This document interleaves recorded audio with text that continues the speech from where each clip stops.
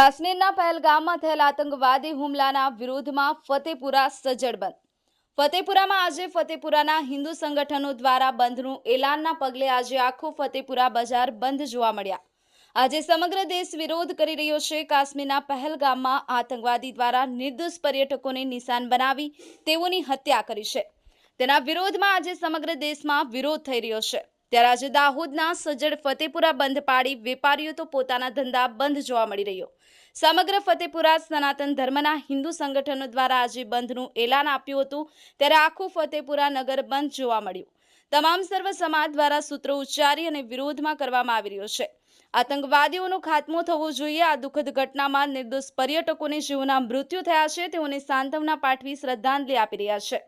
આતંકવાદીઓની નિષ્ઠ નાબૂદ થાય તેવી સરકારને અપીલ કરે તેવી લોકમાં. અમરત ડબગર, દી મિરર ન્યૂઝ, ફતેપુરા. હાય, હું છું ક્રુઝિન સિંઘાનિયા. આપની આસપાસના સત્ય સમાચાર જાણવા માટે જોતા રહો દી મિરર ન્યૂઝ. અને હા, લાઈક અને સબસ્ક્રાઇબ કરવાનું ભૂલતા નહીં. Thank you.